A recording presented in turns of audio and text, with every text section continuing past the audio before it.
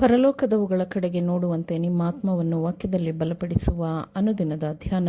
ಇಂದಿನ ಧ್ಯಾನದ ಶೀರ್ಷಿಕೆ ಶಿಲುಬೆಯ ಸುಗ್ಗಿ.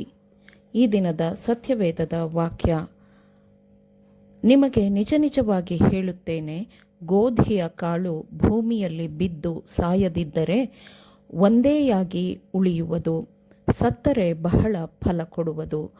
ಯೋಹಾನ 12ನೇ ಅಧ್ಯಾಯ 24ನೇ ವಚನ.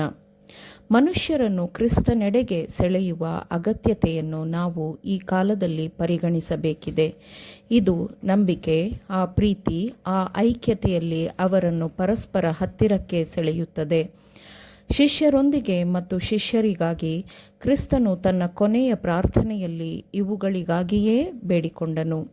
ಈ ಐಕ್ಯತೆ ಅವರ ಆತ್ಮಿಕ ಬೆಳವಣಿಗೆಗೆ ಅಗತ್ಯವಾಗಿತ್ತು. ಈ ಲೋಕವು ಯುದ್ಧ ಭೂಮಿಯಾಗಿದ್ದು, ಒಳ್ಳೆಯದು ಮತ್ತು ಕೆಟ್ಟದ್ದರ ಶಕ್ತಿಗಳ ನಡುವಿನ ಯುದ್ಧವು ಇಲ್ಲಿ ನಿರಂತರವಾಗಿರುತ್ತದೆ. ಕ್ರಿಸ್ತನ ಕೆಲಸಕ್ಕೆ ಕ್ರೂರವಾದ ಸೋಲಿನ ನೋಟವು ಮಾತ್ರ ಉಳಿದುಕೊಂಡಿದೆ ಎಂದು ತೋರಿದಾಗ, ಶಿಷ್ಯರಿಗೆ ಈ ವಿಷಯವು ಹತಾಶೆಯಾಗಿ ಕಂಡುಬಂದಾಗ, ಕೆಲವರು ಗ್ರೀಕರು ಶಿಷ್ಯರ ಬಳಿಗೆ ಬಂದು, ಅಯ್ಯ, ಯೇಸುವನ್ನು ನೋಡಬೇಕೆಂದಿದ್ದೇವೆಂದು ಬೇಡಿಕೊಂಡರು.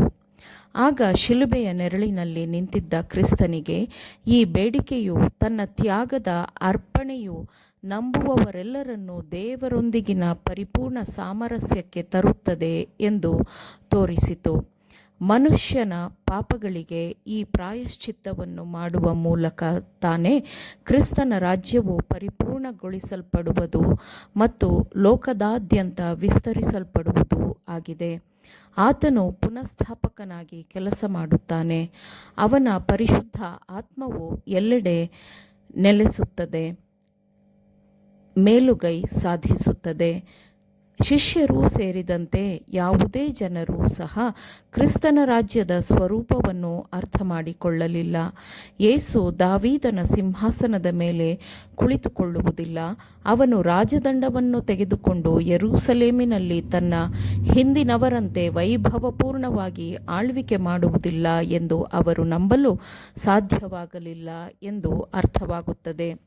ಯೇಸುವನ್ನು ನೋಡಬೇಕೆಂದಿದ್ದೇವೆ ಎಂಬ ಉತ್ಸಾಹಭರಿತ, ಹಸಿದ, ಬಾಯಾರಿದ ಕೂಗನ್ನು ಕ್ರಿಸ್ತನು ಆಲಿಸಿದನು. ಸೀಮಿತವಾದ ಅಧಿಕಾರ ಬಲಕ್ಕಿಂತಲೂ ಹೆಚ್ಚಿನ ಬಲದ ಅಗತ್ಯತೆಯನ್ನು ಅರಿತುಕೊಳ್ಳಲು ಬಯಸುವ ದೇಶ, ಕುಲ, ಭಾಷೆ, ಜನಾಂಗದ ಜನರನ್ನು ಪ್ರತಿನಿಧಿಸುವ ಜನರು ಈ ಗ್ರೀಕರಾಗಿದ್ದಾರೆ.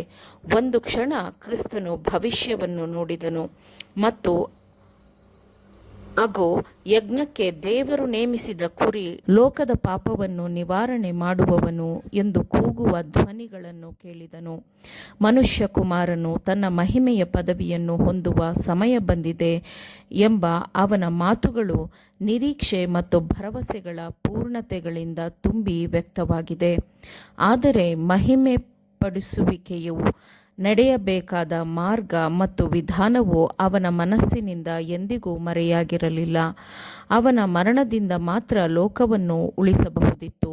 ಗೋಧಿಯ ಕಾಳಿನಂತೆ ಮನುಷ್ಯಕುಮಾರನನ್ನು ಭೂಮಿಗೆ ಎಸೆಯಲ್ಪಡಬೇಕಿತ್ತು ಮತ್ತು ಅವನು ಮರಣ ಹೊಂದಬೇಕಿತ್ತು ಮತ್ತು ದೃಷ್ಟಿಯಿಂದ ಮರೆಯಾಗಬೇಕಿತ್ತು, ಅಂದರೆ ಹೂಳಿಡಬೇಕಿತ್ತು. ಆದರೆ ಅವನು ಮತ್ತೆ ಬದುಕಬೇಕಿತ್ತು. ಪ್ರತಿಯೊಂದು ಸುಗ್ಗಿಯಲ್ಲೂ ಗೋಧಿಯ ಕಾಳಿನ ಈ ಪಾಠವು ಪುನರಾವರ್ತನೆಯಾಗುತ್ತದೆ. ಮಣ್ಣನ್ನು ಉಳುಮೆ ಮಾಡುವವರು ಕ್ರಿಸ್ತನ ಮಾತುಗಳ ಈ ದೃಷ್ಟಾಂತವನ್ನು ತಮ್ಮ ಎದುರಲ್ಲೇ ಹೊಂದಿರುತ್ತಾರೆ. ನೆಲದಲ್ಲಿ ಹೂಳಲಾದ ಬೀಜವು ಹೆಚ್ಚಿನ ಫಲವನ್ನು ನೀಡುತ್ತದೆ ಮತ್ತು ಅಲ್ಲಿಂದ ಬರುವ ಬೀಜಗಳನ್ನು ಮತ್ತೆ ಬಿತ್ತಲಾಗುತ್ತದೆ. ಹೀಗೆ ಸುಗ್ಗಿಯು ಹೆಚ್ಚುತ್ತದೆ. ಕಲ್ವಾರಿ ಶಿಲುಬೆಯ ಸುಗ್ಗಿಯು ನಿತ್ಯ ಜೀವನಕ್ಕೆ ಫಲ ನೀಡುತ್ತದೆ ಮತ್ತು ಇದರ ಬಗೆಗಿನ ಆಲೋಚನೆಯು ನಿತ್ಯಕ್ಕೂ ಜೀವಿಸುವವರ ಮಹಿಮೆಯಾಗಿರುತ್ತದೆ. ಈ ಪಾಠದೊಂದಿಗೆ ನಾವು ಅಭ್ಯಾಸಿಸಬೇಕಾದ ಸ್ವಾರ್ಥ ತ್ಯಾಗವನ್ನು ಕ್ರಿಸ್ತನು ಬೆಸೆಯುತ್ತಾನೆ, ಸೇರಿಸುತ್ತಾನೆ.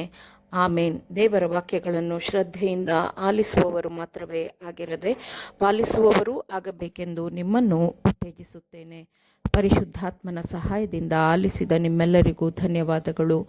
ಮತ್ತೆ ದೈನಂದಿನ ಧ್ಯಾನಕ್ಕಾಗಿ ನಾಳೆ ಸಂಧಿಸೋಣ. ಆಮೇನ್.